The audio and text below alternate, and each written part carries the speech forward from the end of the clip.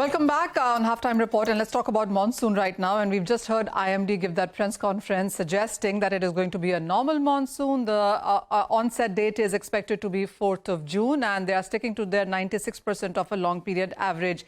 They also said that the conditions for El Nino seem to be becoming favorable over the Pacific Ocean, and that can continue until 2024. But the positive right now is that the El Nino and the positive Indian Ocean dipole conditions are supportive of normal monsoon at this point in time.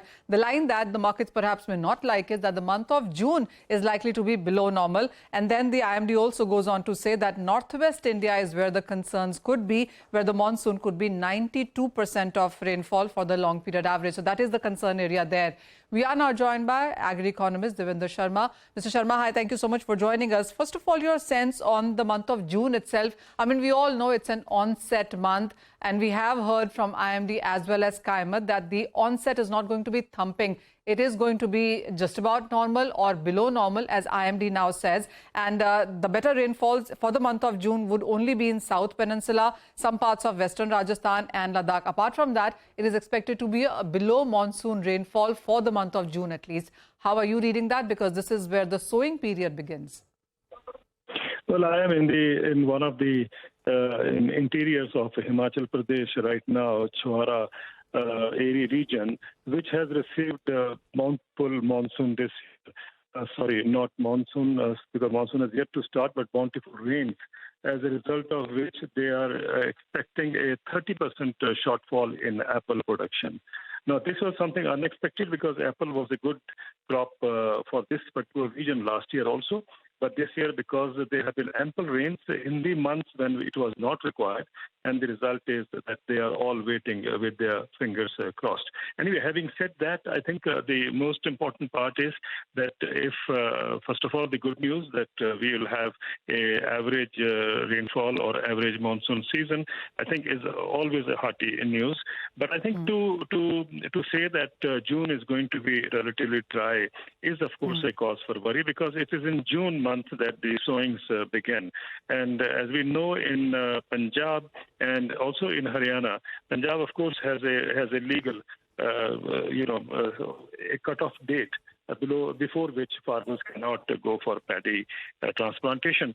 But it happens to be in the second week or third week of that period that you have to start sowing transplanting their paddy crop, and at that time, if the rainfall is less, the dependence on tube and so on will increase in this part. But again, the worry is what will happen subsequently when the crop is sown, and then if the season or there is a withdrawal of at that particular time. That is something that we all need to be worried about, including that's a worry for the farmers as well. Why I'm saying this is simply because, Manisha ji, because we need to understand when the rains withdraw after the sowing has been done, and there is a kind of a shortfall as far as production, ability, because the crop is not going up in that direction or in that condition. Then I think there comes times, there have been earlier incidences when the crop had to be re-sown. And luckily in Punjab, we don't have such problems. The reason being 99% of the crop area is having assured irrigation. But when I say northwestern, and of course you include UP, you include parts of Rajasthan, Haryana. Haryana also has 82% assured irrigation, but still there is a gap. And I think the dependence on monsoon is a clear indicator as to which way the crop production will swing to.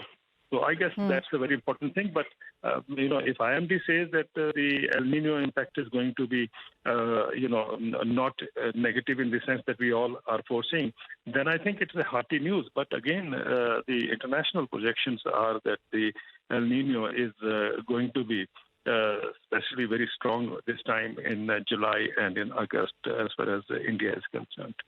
Oh, well, yes. Many of these international agencies actually have said that there's a 70% probability of an El Nino now, and it could be stronger starting right from July onwards. But we'll come to that as we get there. But Mr. Sharma, another statement that IMD did make today was that there is a deficient rainfall forecast for the northwest India and excess forecast for peninsular India. What does it really mean for northwest? Because in the past couple of monsoon years as well, we've seen Gujarat and many of these northwest areas actually get less than estimate rainfall. You're right. In fact, not only this year, earlier years also we have seen, last 4 or 5 years, that comparatively there has been less rainfall in this northwestern zone. And if you look at Punjab itself, Punjab has had at least 5, 6 years that it had received less rainfall. But then we don't get to hear much about crisis happening in Punjab because, as I said earlier, if 99% area is having assured irrigation, that is taken care of. But the cost of production goes up because the lesser the rainfall, the more will be dependence on the irrigation. And that would mean that the cost of, production will go up. And that, of course, is not compensated as we have seen in the previous years also. The farmers' additional cost has never been taken care of when we announced MSP and so on.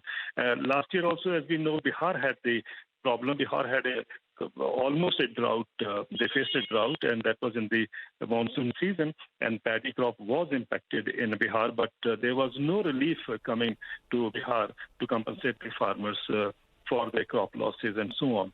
So somehow we have seen that the policymakers are not very strong on meeting up the shortfall that can happen. But yes, not only paddy, there are other crops also that it can get hit when there is a drier monsoon season, especially in the northwestern region. All right, Mr. Sharma, I'm sorry to interrupt you. I'm really sorry to interrupt you, but thank you for your thoughts. Really appreciate it.